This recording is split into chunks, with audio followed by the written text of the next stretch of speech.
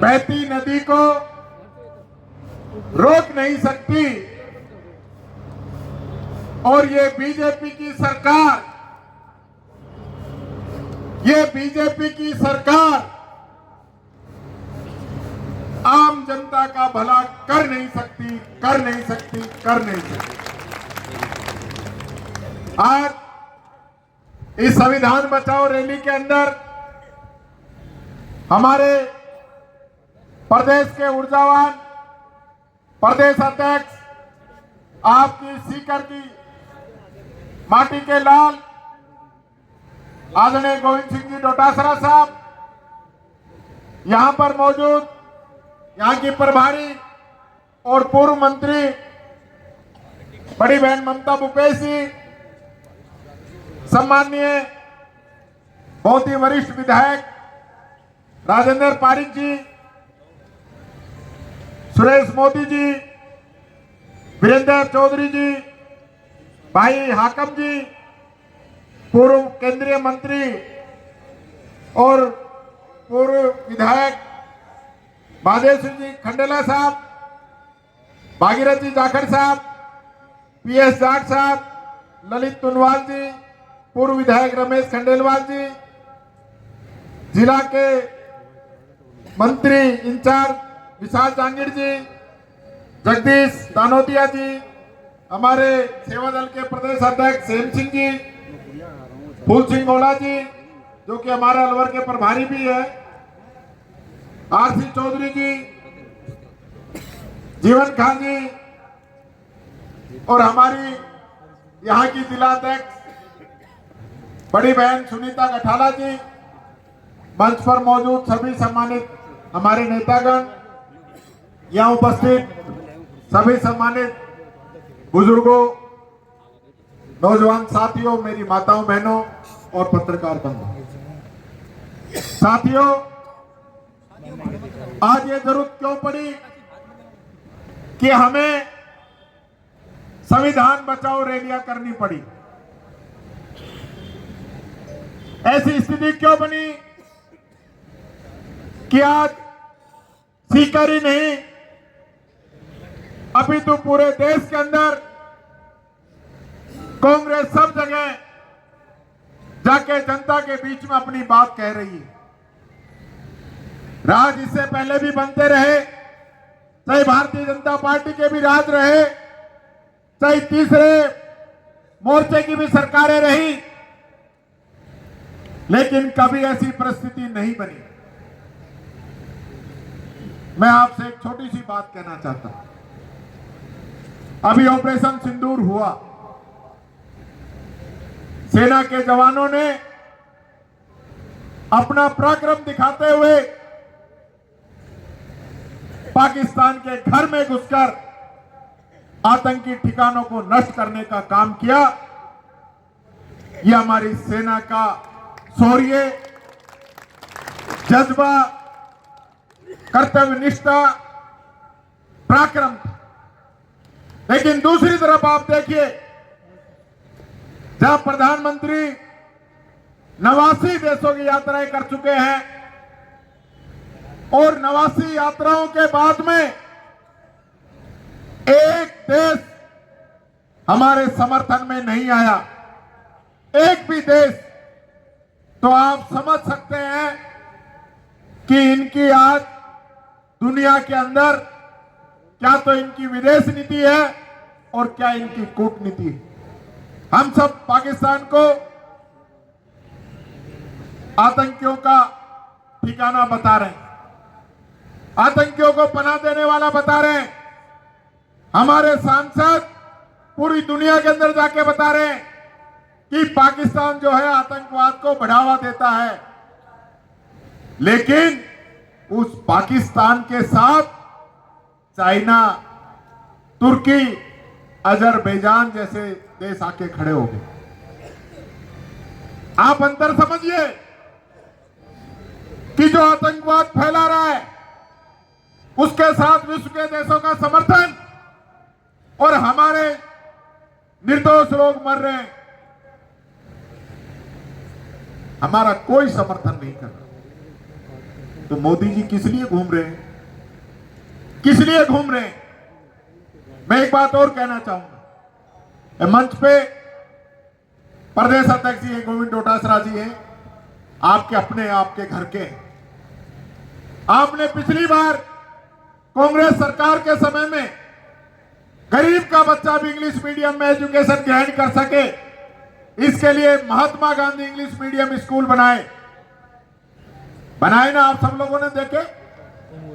उनका रिजल्ट भी हिंदी मीडियम से भी टॉप रहा, शानदार रिजल्ट रहा। पूरे प्रदेश के अंदर लोग चाहते हैं कि इंग्लिश मीडियम स्कूल चले, लेकिन संविधान पे हमला देखिए कि राज बदल गया। इसलिए पिछले 1.5 साल हो गए इन लोगों को आए हुए, 1.5 साल के अंदर जिन टीचर्स का इंटरव्यू हो गया, सिलेक्शन हो गया, उन टीचर्स को आज तक नहीं लगाया और वो बच्चे बिना टीचरों के साथ पढ़ रहे हैं। ये संविधान पे हमला नहीं है। आज गरीब की, मजदूर की, दिव्यांग की, बुजुर्गों की पेंशन को 3-3, 4-4 महीने तक रोका जाता है।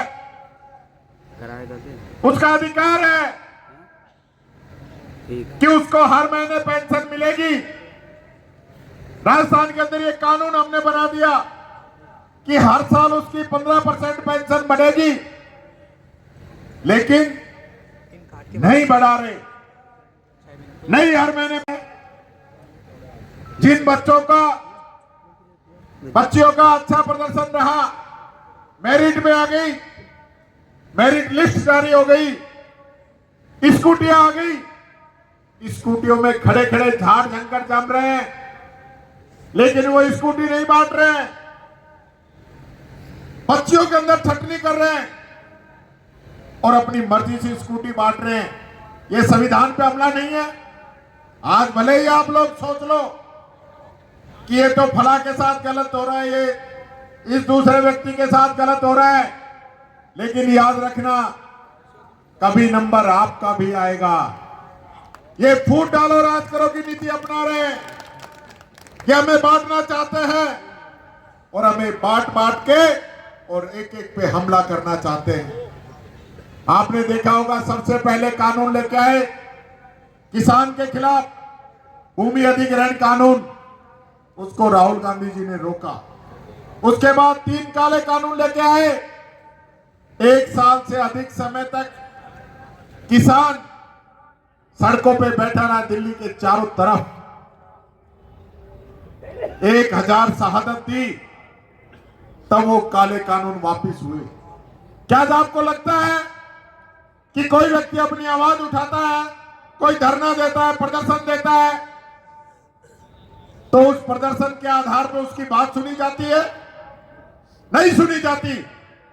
राजस्थान के अंदर तानाशाही पैदा कर दी इन लोगों ने कि जो कोई भी खिलाफ प्रदर्शन करे, काले झंडे दिखा दिए, धरना दे दिया, मुकदमे दर्ज कर दो, मुकदमे दर्ज कर दो सब पे। आज मेरे पे, प्रदेश अध्यक्ष जी पे, कांग्रेस के नेताओं पे मुकदमे दर्ज करने में कभी नहीं जोड़ रखी इन लोगों ने। तो ये जो संविधान की किताब है, क्या ये स्वतंत्रता हमें नहीं देती कि हम अपनी बात इस सरकार के सामने रख सके? आज ये लोग बातें करते हैं आरक्षण की। आरक्षण कहां मिलेगा? रेलवे इन लोगों ने बेच दी, LIC इन लोगों ने बेच दी, बैंक इन लोगों ने बेच दिए, बंदरगाह इन लोगों ने बेच दिए। तो कहां से नौकरी, कहां से आरक्षण? सिर्फ और सिर्फ गुमराह करने की बात कर रहे हैं। मैं साथियों आप लोगों से कहना चाहूंगा, आज जागने का समय है। ये लोग अगर सत्ता के अंदर इसी प्रकार से तानाशाही करते रहे, मैं तो रोज लड़ता हूं विधानसभा के अंदर, डोटासरा जी रोज लड़ते हैं विधानसभा के अंदर, और अंदर क्या बाहर भी लड़ते हैं। जो विधानसभा, राजस्थान की विधानसभा पूरे देश के अंदर अपना महत्व रखती है, इसकी परंपराएं हैं, उसके नियम हैं, उनके कानून हैं, लेकिन नियम कानूनों को नहीं मान रहे। अभी हम गए थे चूरू के अंदर, चूरू से हमारे विधायक आते हैं नरेंद्र बुढ़ानिया जी, स्पीकर के द्वारा एक प्रस्ताव रखा गया विधानसभा के अंदर कि कमेटियों को बनाने का अधिकार मेरे पे छोड़ दिया जाए। छोड़ दिया सबने सर्वसम्मति से, कांग्रेस बीजेपी सबने कह दिया कि आप बनाइए। उसको अधिकार दिया, उन्होंने मेंबर बना दिए, कोई ऐतराज नहीं। उनको अधिकार दिया कि आप मेंबरों में से सभापति भी बना सकते हैं, उन्होंने सभापति बना दिए, हमें कोई ऐतराज नहीं। लेकिन इस कमेटी का सभापति उस कमेटी में बना दो, ये अधिकार इस संविधान की किताब में ही नहीं है और न विधानसभा ने उनको दिया है। तो फिर किस हिसाब से आप विधानसभा के अंदर निर्णय कर रहे हैं? राहुल गांधी को 2 साल की सजा हुई, एक दिन के अंदर उनकी लोकसभा की सदस्यता खत्म कर दी, और कंवरलाल को सजा हुई 8 साल की, 23 दिन लगे हम लोगों को। मैंने डोटासरा जी ने 5 तो प्रेस कॉन्फ्रेंस कर दी, ज्ञापन दिए, राज्यपाल से मिले, और आखिरी वाले दिन जब मैं हाई कोर्ट के अंदर चला गया तो उसी दिन सुबह के 10:15 बजे का टाइम डाल के कि मैंने तो सुबह हाई कोर्ट में जाने से पहले हमने इसका फैसला कर दिया। ये संविधान पे हमला नहीं है। इसलिए मैं आप लोगों से कहना चाहूंगा, आज हमें सोचने की जरूरत है, समझने की जरूरत है। हमारे आपसी मतभेद हो सकते हैं, आपसी विचार अलग हो सकते हैं, लेकिन अगर हम कांग्रेस के लोग हैं तो हमारे खून के अंदर इस देश के प्रति एक सच्ची श्रद्धा होनी चाहिए। हम उस पार्टी के लोग हैं जिसने इस देश को आजादी की लड़ाई लड़ी और आजादी दिलाई। उसके बाद बाबा साहब भीमराव अंबेडकर का संविधान इस देश को मिला, और कांग्रेस ने अपने खून पसीने से इस संविधान को सींचने का काम किया।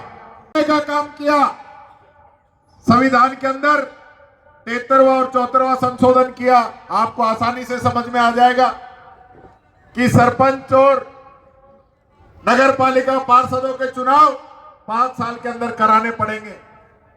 आज नहीं करा रहे, राजस्थान के अंदर नहीं करा रहे। हमारी पार्टी डोटासरा जी हाई कोर्ट के अंदर भी गए, पर वहां भी तारीख पे तारीख लग रही है। तो इस संविधान को कौन बचाएगा? आज चलते चुनाव के अंदर अध्यक्ष जी पे ईडी आ गई। क्यों भाई? आपको गड़बड़ लग रही थी तो आप पहले कार्रवाई करते, और आज उस दिन से आज तक क्या हो गया? 1.5 साल हो गई, कोई मतलब नहीं। सिर्फ और सिर्फ चुनाव के अंदर इनको नुकसान पहुंचाने के लिए, कांग्रेस को नुकसान पहुंचाने के लिए, पूरे प्रदेश में कांग्रेस का माहौल खराब करने के लिए इस प्रकार के काम इन लोगों के द्वारा किए गए। और आज भी इनका टारगेट यही है कि डोटासरा जी को, टीकाराम जूली को और कांग्रेस के लोगों को बदनाम करो, इनके खिलाफ कार्रवाई करो, इनके कहने से काम नहीं होने चाहिए। पता नहीं क्या क्या कोशिशें कर रहे हैं।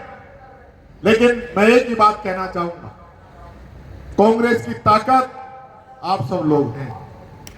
कांग्रेस की ताकत कांग्रेस का कार्यकर्ता है। कांग्रेस की ताकत वो गरीब, वो मजदूर, वो दलित, वो पिछड़ा, जो आज भी 75 वर्षों के अंदर कहीं ना कहीं इन सरकारी सुविधाओं से दूर रहा है, आज भी अपने आप को मुख्य धारा के अंदर नहीं ले पाया है। लेकिन आज भी उसको जाके देखोगे तो कांग्रेस के पक्ष में खड़ा है। हम उस व्यक्ति को संभालने की जरूरत है। एक एक व्यक्ति आखिरी व्यक्ति तक पहुंचे और उसको संदेश दे कि हमारा नेता राहुल गांधी पूरे देश के अंदर पैदल चला है, पूरे देश के अंदर हर व्यक्ति की बात को सुना है, वो उनकी लड़ाई लड़ रहा है। वो कहता है कि डरो मत, 56 घंटे तक ईडी उनसे पूछताछ करती है, उसके बावजूद वो व्यक्ति झुकने वाला नहीं है।